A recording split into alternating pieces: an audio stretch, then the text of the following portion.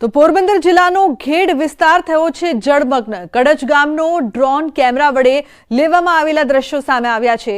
ઘેડ વિસ્તારનું કડચ ગામ બેટમાં ફેરવાયું છે। સમગ્ર ગામના ખેતરમાં પાણી જ પાણી જોવા મળી રહ્યું છે।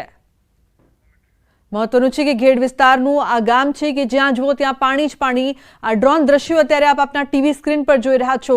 સમગ્ર ગામ જે છે તે જળમગ્ન થઈ ગયું છે, જેના કારણે લોકોને હાલાકીનો સામનો પણ કરવો પડી રહ્યો છે। કડચ ગામનો ડ્રોન કેમેરાનો વિડીયો સામે આવી રહ્યો છે, જ્યાં જુઓ ત્યાં પાણી જ પાણી જોવા મળી રહ્યું છે અને જનજીવન પણ ખોરવાઈ ગયું છે। તો સમગ્ર ગામના ખેતરમાં પાણી જ પાણી દેખાઈ રહ્યું છે।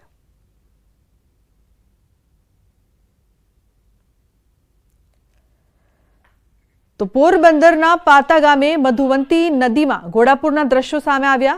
મધુવંતી નદીના ધસમસતા પ્રચંડ પાણીનો પ્રવાહ દરિયા કિનારે શિવલિંગને મધુવંતી નદીનો જળાભિષેક। પાતા ગામે દરિયા સાથે મધુવંતી નદીના મિલનના દ્રશ્યો પણ સામે આવ્યા છે। તો દરિયા સાથે મધુવંતી નદીના મિલનના આ દ્રશ્યો સામે આવ્યા છે। સાથે જ આપ જોઈ શકો છો કે જે પ્રકારથી અહીં શિવલિંગને મધુવંતી નદીનો જળાભિષેકનો નજારો પણ જોવા મળી રહ્યો છે।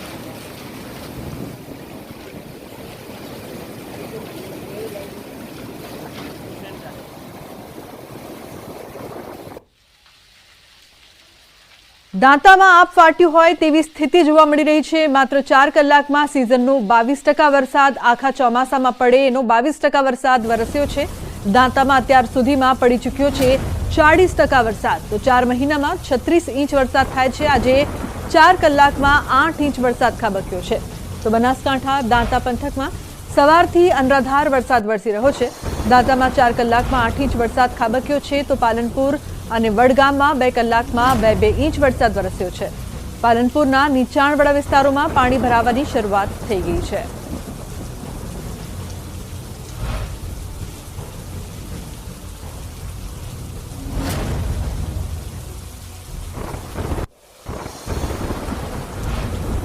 તો દાંતાના સરકારી હોસ્પિટલમાં વરસાદી પાણી ઘૂસ્યા છે। દાંતા ખાતે આવેલી છે સિવિલ હોસ્પિટલમાં વરસાદી પાણી આવતા સ્ટાફ પણ દોડતો થયો હતો। હોસ્પિટલના અંદર આવેલા અલગ અલગ રૂમો સુધી પાણી આવતા ભારે તકલીફ વેઠવાનો વારો આવ્યો। દર્દીઓને બેસવાની જગ્યાથી લઈને સ્ટાફને બેસવાની જગ્યા સુધી વરસાદી પાણી ફરી વળ્યા છે। દાંતા સિવિલ ખાડા વિસ્તારમાં આવેલું હોવાથી વરસાદી પાણી હોસ્પિટલમાં પ્રવેશે છે। ઓપીડી માટે આવતા દર્દીઓને અને ડોક્ટર સ્ટાફને ભારે તકલીફ વેઠવી પડી રહી છે। હજુ સુધી તેનો નિકાલની કોઈ વ્યવસ્થા કરવામાં નથી આવી। દાંતા તાલુકામાં વહેલી સવારથી વરસાદી માહોલ જામ્યો છે। અંબાજી, હળાદ અને દાંતા પંથકમાં વરસાદ ધીમી ધારે વરસી રહ્યો છે।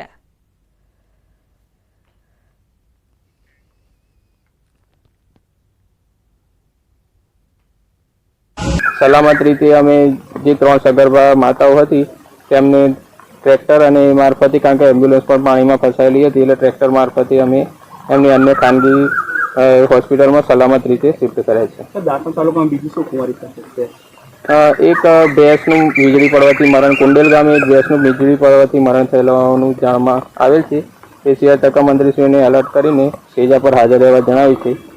ચોમાસાના અંદર વધારે પડતું આ વિસ્તારના અંદર મકાઈનો એમજ મગફળીનો બી પાક લેતા હોઈએ છીએ, જેના અંદર બહુ મોટો। બનાસકાંઠા જિલ્લાના દાંતા તાલુકામાં સવારથી વરસાદ જે છે ધમરોળી રહ્યો છે અને 4 કલાકમાં જે રીતે 8 ઇંચ વરસાદ પડ્યો છે। અને ખાસ કરીને કહેવા જઈએ તો દાંતા તાલુકાનું જે પેથાપુર છે, પેથાપુરની પાસે જે વીરબાવજીવાળી નદી આવેલી છે, એ નદી જે સૂકી ભટ્ટ પડી રહેતી હતી, આજે આ નદી છે બંને કાંઠે જોવા મળી રહી છે। અને કેટલાય લોકો જે છે આ નદી વહેતા જે છે લોકો પણ આ નદીનો નજારો જોવા માટે અહીં પુલ ઉપર પહોંચેલા જોવા મળ્યા હતા। અને કહી શકાય છે કે હજી સુધી જે રીતે આકાશમાં જે રીતે વાદળો જોવા મળી રહ્યા છે, હજી વધુ વરસાદ વળે તેવું લાગી રહ્યું છે। અને ખાસ કરીને આજે નદી સૂકી ભટ્ટ પડી રહેતી હતી અને આજે આ નદી જે છે, આ નદી બંને કાંઠે વહેતા ચોક્કસપણે ખેડૂતોને મોટો ફાયદો થશે। અને જે કૂવાના સ્થળ છે એ પણ પાણીના ઊંચા આવશે। અને જે રીતે ખેડૂતો જે બતાવી રહ્યા છે કે ખાસ કરીને આ વિસ્તારમાં જે છે મગફળીનો અને મકાઈનો મહત્તમ જે પાક લેવાતો છે એ પણ સારા પ્રમાણમાં પાક થશે। અને જે આ વખતનો જે રવિ પાક છે, શિયાળાનો રવિ પાક કહેવાય છે, એ તો સારો લેવાશે જ, પણ આ જે નદીના કારણે જે પાણીના સ્તર ઊંચા આવશે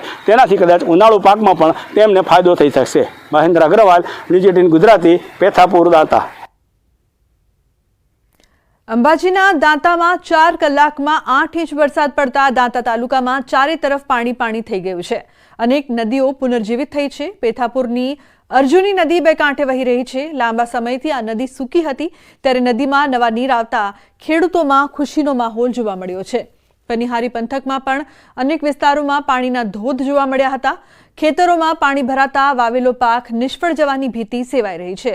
મોંઘા ભાવનું બિયારણ પાણીમાં ગરકાવ થઈ ગયું છે।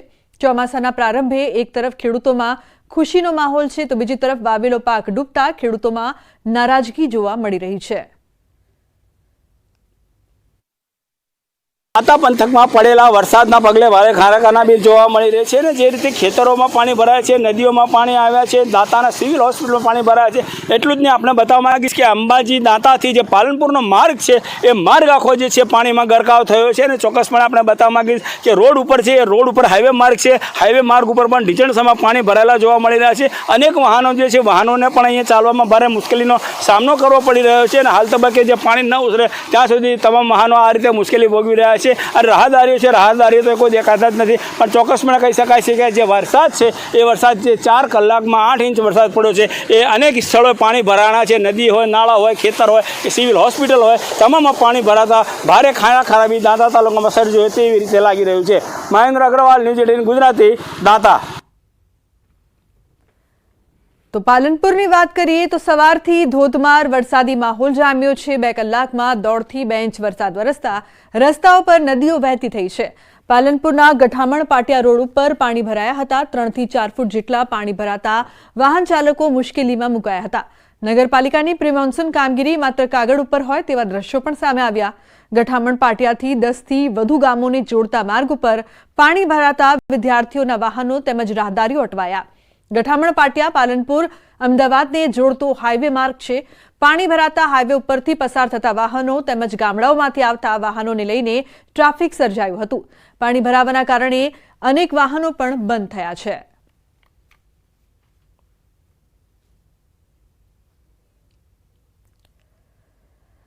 તો બનાસકાંઠાના પાલનપુરમાં 2 ઇંચ વરસાદમાં અનેક વિસ્તારોમાં પાણી ભરાયા છે। પાલનપુર સિવિલ હોસ્પિટલમાં પાણી ભરાતા દર્દીઓ પરેશાન થઈ રહ્યા છે। મહત્વનું છે કે સિવિલ હોસ્પિટલમાં પાણી ભરાયાના દ્રશ્યોની વચ્ચે દર્દીઓને હાલાકીનો સામનો કરવો પડી રહ્યો છે, કારણ કે જે દર્દીઓ છે તે સારવાર લેવા માટે અહીં જતા હોય છે, પરંતુ અનેક વિસ્તારની સાથે સિવિલ હોસ્પિટલમાં પણ પાણી ભરાઈ રહ્યું છે, જેના કારણે મુશ્કેલીથી તેઓ સિવિલ હોસ્પિટલમાં જઈ રહ્યા છે। ઉલ્લેખનીય છે કે સમગ્ર વિસ્તાર પાણી થયું છે। પાલનપુરમાં 2 ઇંચ વરસાદમાં જ પાણી જોવા મળી રહ્યું છે। તો જલ્દી આ પાણીનો નિકાલ કરવામાં આવે તેવી લોકો માંગ કરી રહ્યા છે। તો સિવિલ હોસ્પિટલમાં પાણી ભરાતા દર્દીઓને પરેશાન થવાનો વારો આવ્યો છે। પાલનપુરના એરોમા સર્કલ પર 3 કિલોમીટર લાંબો ટ્રાફિક જામ સર્જાયો। પાલનપુર હાઈવે પર ટ્રાફિક જામમાં એમ્બ્યુલન્સ ફસાઈ હતી। પાલનપુર ટ્રાફિક પોલીસની બેદરકારીના લીધે લાંબો ટ્રાફિક જામ સર્જાતા વાહન ચાલકો મુશ્કેલીમાં મુકાયા। બનાસકાંઠા જિલ્લા ટ્રાફિક પોલીસ અને પાલનપુર શહેર પોલીસની બેદરકારીના લીધે સર્જાય છે અવારનવાર 3 કિલોમીટર લાંબો traffic jam. Ahmedabad Palanpur highway, Deesa Palanpur highway અને પાલનપુર આબુ રોડ હાઈવે પર ટ્રાફિક જામ સર્જાયો હતો।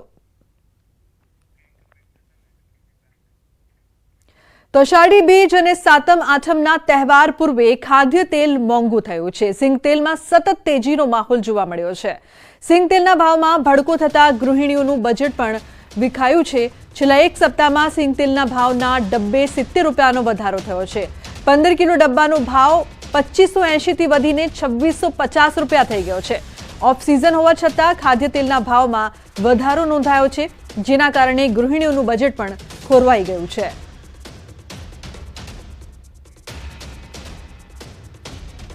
તો અમદાવાદ કોંગ્રેસ ભવન ખાતે થયેલા પથ્થરમારાની ઘટનાને લઈને શક્તિસિંહની પ્રેસ કોન્ફરન્સ। ભાજપ ગુજરાતની પરંપરાને અસ્મિતાનું ખંડન કર્યું છે। 3 વાર કોંગ્રેસ ઓફિસ પર હુમલો કર્યો છે। રાત્રે અમારી ઓફિસમાં ઘૂસ્યા અને તોડફોડ કરી।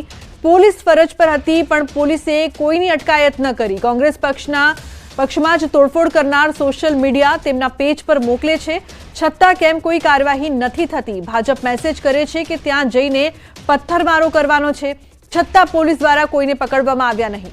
કોંગ્રેસ ઓફિસ તરફથી તોડફોડ અંગે મેસેજ પણ પોલીસને કરવામાં આવ્યો હતો, છતાં પગલાં ન લેવાયા। ભાજપના ગુંડાઓને પોલીસ મદદ કરી રહી હોવાનો શક્તિસિંહે આરોપ લગાવ્યો। પોલીસ મદદરૂપ બની છે એવો મારો આક્ષેપ છે। ઉઠાવીને લઈ જવા જોઈએ ને. એસથી એમને પ્લે કાર્ડ સાથે સૂત્રોચ્ચાર ગાળી ગલોચ કરવા દીધા પછી નિયત કરીને આવ્યા હતા કે પથ્થરબાજી કરવાની છે. એ પથ્થરબાજી શરૂ કરે છે. હું પણ કાયદાને જાણું છું. મારા ઘરમાં કોઈ ગરીને તોડફોડ કરે રાત્રે અને પછી પાછા જાહેર કરીને આવે કે સાંજે હું ફરી હુમલો કરીશ, તો આત્મસુરક્ષા સેલ્ફ ડિફેન્સ કાયદાએ આપેલો મારો અધિકાર છે. અને મહત્વપૂર્ણ સમાચાર સુરતથી વ્યાજખોરોને ડામવા સુરત પોલીસની મુહિમ. સુરત પોલીસે લોક દરબારનું આયોજન કર્યું. પાંડેસરા, અઠવા, ઉમરા, વેસુના ફરિયાદીઓ આવ્યા. ઊંચા વ્યાજે લીધેલા 150થી વધુ ફરિયાદીઓ ભેગા થયા હતા. પોલીસ કમિશનર અનુપમસિંહે ફરિયાદ સાંભળી હતી. પોલીસ વ્યાજખોરો સામે જરૂરી પગલાં લેશે. જે ઝોન 4 વિસ્તારમાં આવનાર છે પોલીસ સ્ટેશન વિસ્તારના અહીંયા લોક દરબારના આયોજન કરવામાં આવેલા છે, જેમાં લગભગ 30 જેટલા ફરિયાદી આપણા પરિવાર સાથે અને લઈને આવ્યા છે. એના ત્યારે તાત્કાલિક ઘણા બધા એવા કેસીસ છે કે તુરંત ગુના આપી એના એટલા પુરાવા છે કે દાખલ કરવા માટે તો પોલીસ દાખલ કરવાની કાર્યવાહી બી ચાલુ છે. તો રાજકોટ આકાંડ મામલે હાઈકોર્ટમાં સુનાવણી. સરકારે સોંપેલા રિપોર્ટ પર હાઈકોર્ટે સવાલ ઉઠાવ્યા છે. પહેલા આગનો બનાવ બન્યો હતો, નોટિસ આપી હતી એનો અર્થ તેમને ખબર હતી. એડમિનિસ્ટ્રેશનમાં ખામીઓ હતી. કેટલાક અધિકારીઓના કારણે રાજ્ય બદનામ થાય છે. શાળાઓમાં તપાસ મામલે એજીનો હાઈકોર્ટમાં જવાબ. શિક્ષણ વિભાગ દ્વારા યોગ્ય આદેશો અપાયા છે. શાળાઓ બંધ કરવી એ કોઈ સમાધાન નથી, તો જરૂરી કાર્યવાહી. આગની ઘટનાઓમાં જાગૃતતા જરૂરી છે.